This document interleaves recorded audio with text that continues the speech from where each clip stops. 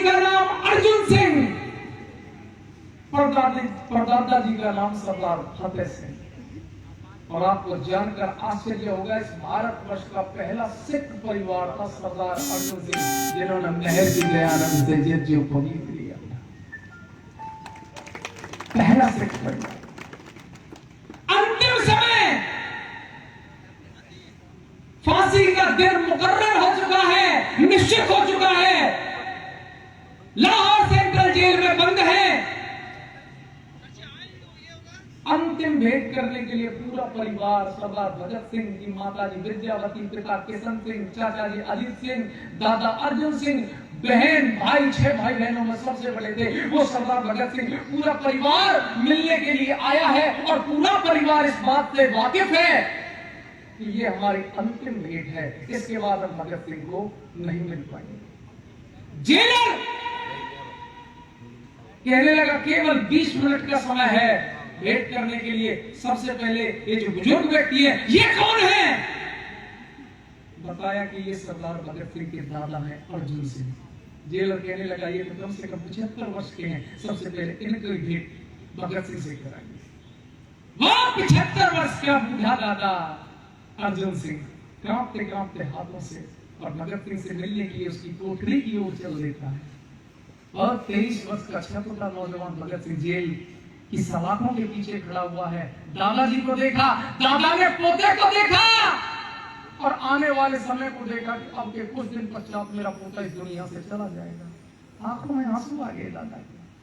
कहने लगा भगत सिंह, मान लिया कि क्रांतिकारी तो मैं भी था, राष्ट्रभक्त तो मैं भी था, तेरा पिता भी था, तेरे चाचा जी भी थे, पूरा परिवार, लेकिन भगत सिंह तू हम सबसे ऊपर चला गया रे, तूने हम सबको पीछे छोड़ दिया। भगत सिंह इतना बड़ा बलिदान तो मैंने कभी कल्पना नहीं की थी। आंखों में आंसू आ गए। मैंने पूछा, नंगे पैरों तुम अंगारों पर कैसे चल जाते हो? फांसी के तख्ते पर हंसते हंसते तुम कैसे चढ़ जाते हो? वो बोले जैसे दीपक पर कुर्बान पतंगा होता है, मौत से डर नहीं लगता जब हाथ में तिरंगा। क्या बात है, क्या बात। कहने लगे भगत, कोई अंतिम बात अगर तू मेरे से कहना चाहता बेटे, तेरी कोई अंतिम इच्छा हो तो भगत सुना दे, अपने दादा से अपने हृदय की बात कह दे। तो सरदार भगत सिंह कहने लगे, पूज्य दादाजी एक काम करना। क्या? कि दादाजी मेरी लाश का, मेरे शव का अंतिम संस्कार दादाजी मेरे गांव में करना। और दादाजी जलने के पश्चात उस राख को मेरे उन खेतों में बखेर देना दादाजी, जिन खेतों में कभी मैंने बंदूकें बोई थी। दादाजी फसलों के रूप में मैं अपने गांव के दर्शन करता रहूंगा दादाजी, ये मेरी अंतिम इच्छा है। जब ये बात सुनी तो सरदार भगत सिंह के दादा हिलकी मार कर रोने लगे, आंसू आ गए। तो सरदार भगत सिंह कहने लगे, क्या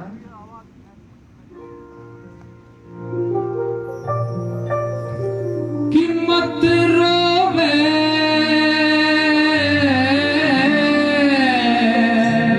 क्या बात है।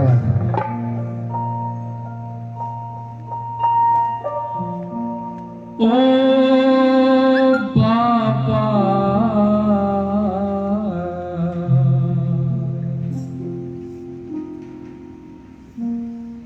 पोते का सबर तू कर कर गांव लौट जा,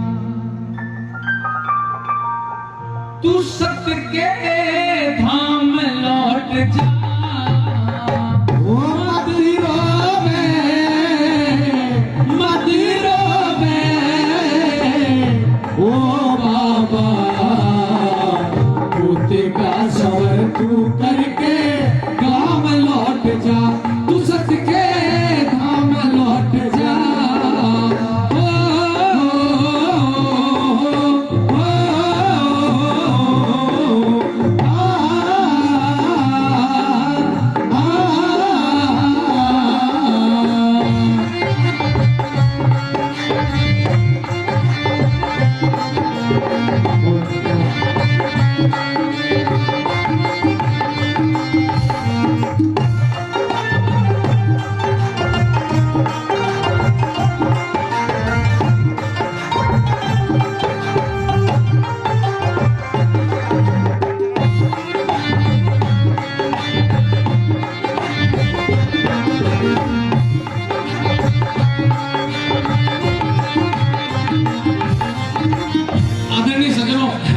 कुछ मेरी आदत से बनी हुई है नीचे होके गाने की, माफी चाहूंगा।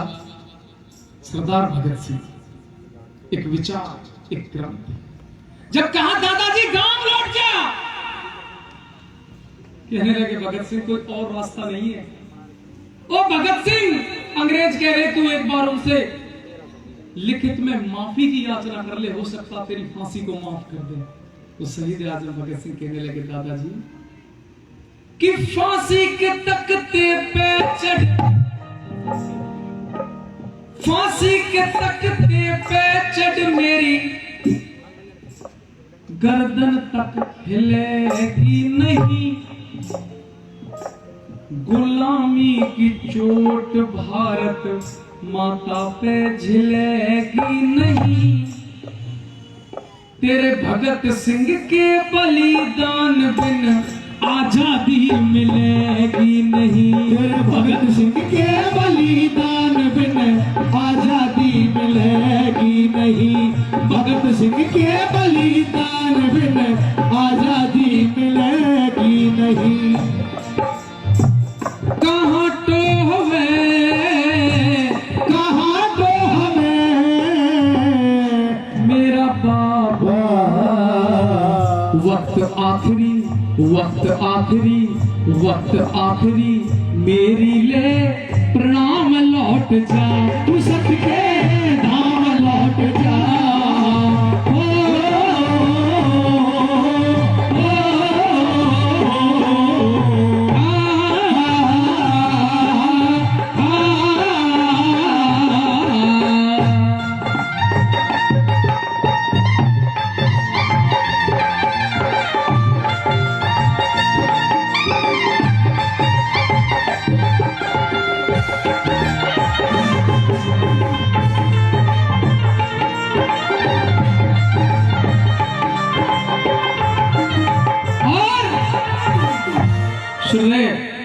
के सज्जनों ने सम्मानित किया है, नाम से मैं परिचित नहीं हूँ।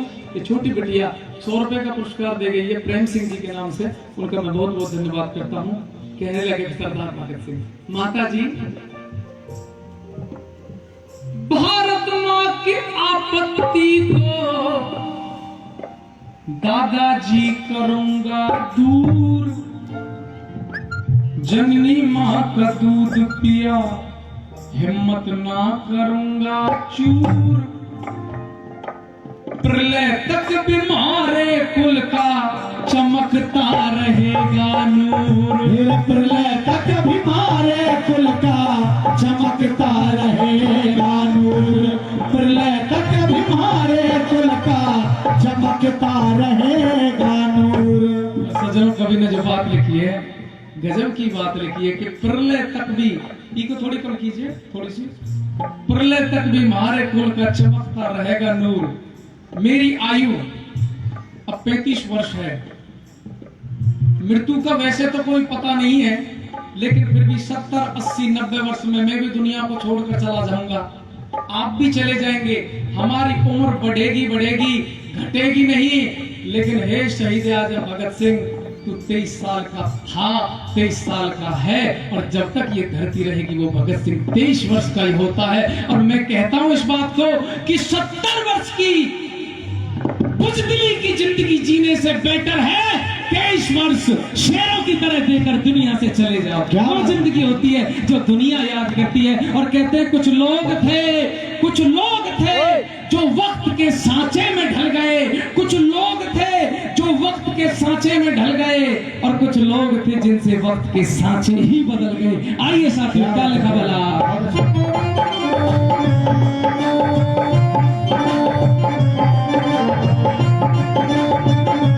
भगत सिंह की बहन आ गई। अब बहन भाई का प्यार, तो ये तो एक अलग ही बात होती सज्जनों। कवि ने कल्पना की है, भगत सिंह की बहन आई, ओ भैया क्यों आज बहन की होड़ चला तकदीर बोली। विवाह भात के मौके पे मुझे कौन उठावे चीर बोली। विवाह भात के मौके पे मुझे कौन उठावे चीर बोली। विवाह भात के मौके पे मुझे कौन उठावे चीर बोली। जंग झोवे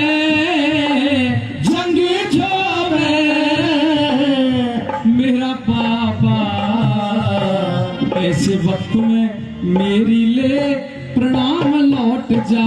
तू सदके धाम लौट जा, तू सदके धाम लौट जा। भगत सिंह की बहन आई, देख रहा हूं, देखो भगत सिंह, आचार्य यशवीर जी आज भी जिंदा, कुछ बुजुर्गों को देख रहे हो आप, जिंदा है, जगाने की जरूरत है बस। भगत सिंह की बहन आई, भर नैनों में नीर बोली, हो भैया क्यों आज बहन की फोड़ चला तकदीर बोली। और ब्याह भात के मौके पे मुझे कौन उड़ावे चीर बोली। एक रस्म होती है कि जब बेटा अथवा बेटी का विवाह बहन करती है तो भाई आकर एक पीले रंग की चुन्नी होती है, एक रिवाज है, उसे बहन को उड़ाता है। कहने लगी कि मेरे उस परंपरा को कौन निभाएगा। तो भगत सिंह कहने लगे, बहन तुझे भात की चिंता है कि तेरा भात ही कौन बनेगा, ले ऐसा इंतजाम करके जा रहा हूं, न भूतो न भविष्यति। ओ मेरी बहन, अंतिम समय है, ले इन हाथों में राखी बांध दे। जी मास्टर पवन आर्य जी रोना से 100 रुपए का पुरस्कार देकर सम्मानित कर रहे हैं। और हम सबके बहुत पूजनीय, अति आदरणीय, और वर्तमान में कहूंगा कि पूरे विश्व में चैलेंज के साथ इस बात को कह सकता हूं कि पूरे विश्व में अगर हम टॉप 10 विद्वानों की बात करें आचार्य जी, तो उनमें से एक हैं हमारे पूज्य स्वामी जी महाराज विवेकानंद परिव्राजक जी। वो भी हमारे बीच में आ चुके हैं, पूज्य स्वामी जी। और मुझे भी यदा कदा कभी शंकाएं कुछ होती है तो पूज्य स्वामी जी महाराज के चरणों में मैं निवेदन करता हूं। एक बात के लिए मुझे आप लोग जरूर क्षमा करेंगे। एक व्यक्ति प्रश्न कर रहे थे, देखिए मैं मेवात, मेरा जो जिला है पलवल मेवात में है, मेरी कुछ मजबूरियां हैं, मैं पौराणिक लोगों के कार्यक्रम में भी जाता हूँ, कुछ हैं, लेकिन आचार्य जी पौराणिक कोई हमारे दुश्मन थोड़ी है, निकल के तो उन लोगों में से आते। मैं 80 बातें अपनी कहता हूँ, 20 बातें उनकी भी कह देता हूँ, कोई बात नहीं, लेकिन उसका अतिशयोक्ति में मतलब मेरे दिल के अंदर तो आर्य समाज है,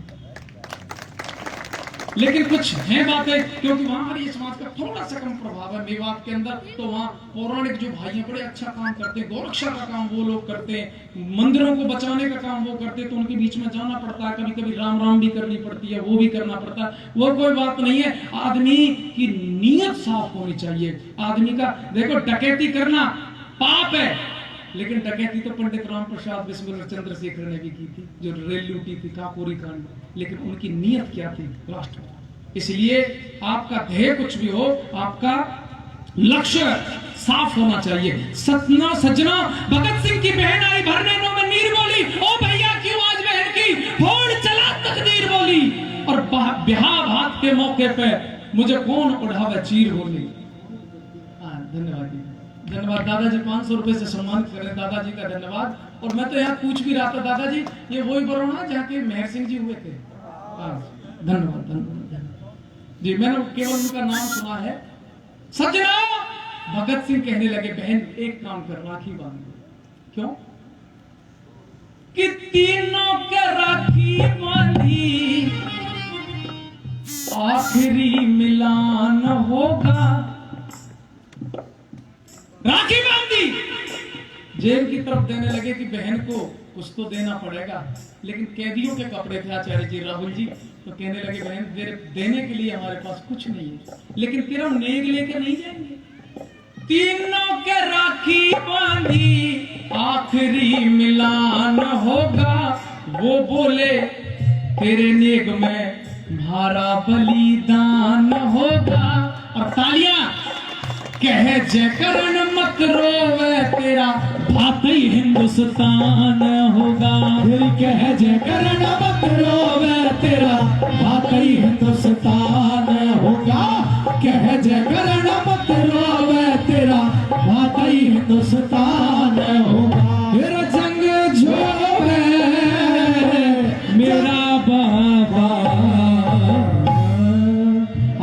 पूज्य स्वामी जी महाराज हमारे बीच में आ चुके हैं। भाई एक बार इनके सम्मान के लिए तो आप खड़े हो जाएं अपने स्थान पर। बहुत बड़े विद्वान है हमारे, अति आदरणीय सम्मानित हैं। आइए पूज्य स्वामी जी महाराज हमारे बीच में आ चुके हैं। संचालक जी।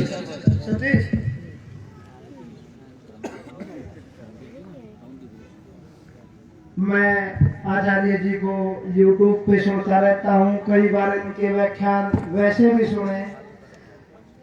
आज के समय में शायद ही कोई इतने सुलझे और विद्वान व्यक्तित्व के धनी होंगे जितने स्वामी जी हैं। मन में कोई भी शंका या प्रश्न अगर आता है तो उसकी अत्यंत सरल शब्दों में बिल्कुल सटीक व्याख्या स्वामी जी करते हैं। हम सब का सौभाग्य ये आज हमारे मध्य पहुंचे। इनके दर्शन मात्र से नई ऊर्जा और आध्यात्मिकता मनुष्य के अंदर प्रवेश करती है।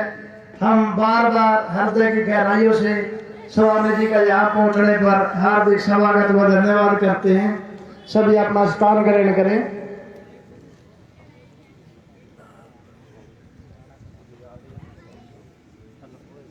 आचार्य यशवीर जी स्वामी जी का पटका पहनाकर स्वागत व अभिवादन करते हुए